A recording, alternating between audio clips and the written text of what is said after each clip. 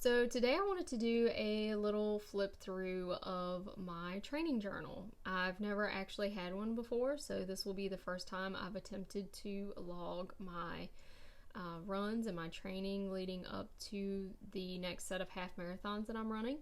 And this is just a $2 notebook, so I will show you how I have it set up to document my training. But if you are interested, I did look up some videos on YouTube, and there are companies who produce training logs that are pre-made. So there are some of those out there, and if you actually have your own training log and you include things in yours that I don't have in mine, please shoot me a comment and let me know what you have found helpful, because this is definitely new for me. So I, am just trying to figure out what works best. So on the first page, I do have something a little different here. This is a map of the East Coast because I'm running a half marathon in every East Coast state. I've already done 2. I have 2 more planned before the end of 2022, and I have at least 3 planned in 2023. So I'm really excited about this challenge for myself, and I thought this would be a neat way to kind of document my progress and keep me motivated for future races. On the first page, I do have some pacing guidelines here, and these are just estimates that I was able to calculate through an online pace calculator. So I was able to input my most recent 5K and half marathon time, and it gave me some pacing guidelines. And what I realized, which I kind of knew before I did the pacing calculator, is that I was running my long runs and my quote easy runs a little bit too hard. So typically my easy runs ended up being 10-minute per mile pace, or maybe a little bit more. And what ended up happening over time is that all of my runs were that exact same pace.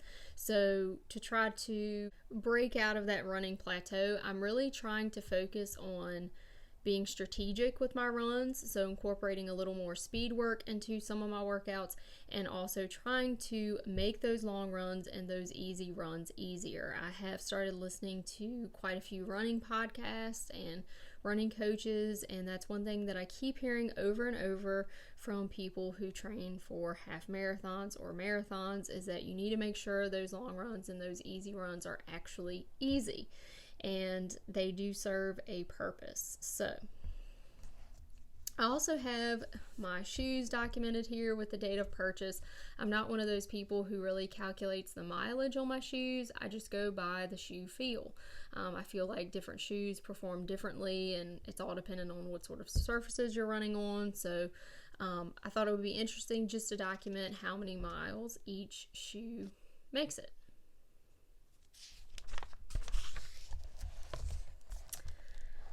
On the next page, I do have some goals here, and some of these are PR goals, but I have a couple of sort of process goals, so things like incorporating strides and speed work into my weekly workouts and continuing with weight training at least 2 times a week. So I thought this would be an interesting way to really evaluate my progress as a runner.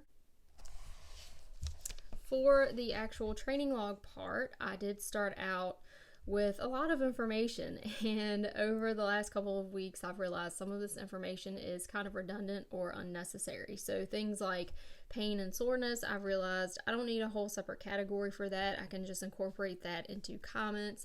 And luckily with this training cycle, I haven't had a lot of pain and soreness, but I do feel like that is one thing that is good to take note of, because you can do things along the way like foam rolling or restructuring your workouts to try to avoid some of those kind of nagging injuries that can creep up on you.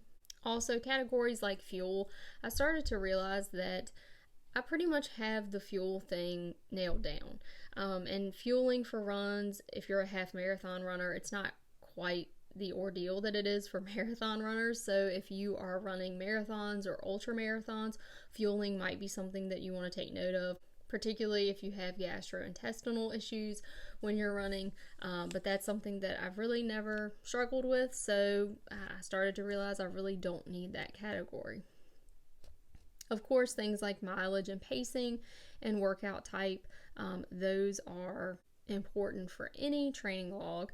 But I also wanted to document the time of day and the weather because I thought that would be interesting to note, particularly when I will be running races in different climates. At the end of each week, I've started to do a weekly summary. So I like to document the total mileage, my win for the week, and then a goal for the next week. So that's pretty much it as far as the training log goes. I mean, it's just more of the same here, and I do feel like this is something that I will try to stay consistent with. But if you are out there and you have any training tips, any tips for the training log that I have going here, please let me know in the comments. Again, nothing special here, but I do think that this is something that I overlooked myself as a runner, and I'm sure there are other runners out there who do not have any sort of training log. I do feel like it's very valuable, and I wish I had started one when I first started running because it would be super neat to see all of the progress and all of the gains that I have made since I started my running journey. So I hope you guys are having a great day, and feel free to shoot me a comment, like and subscribe, all that stuff. I may have some more running content on this channel. I'm not quite sure how I would do a running vlog, but you know, it's one of those things that I'm kicking around. So yeah, if you're interested in that, please let me know in the comments, and I'll see you in the next video.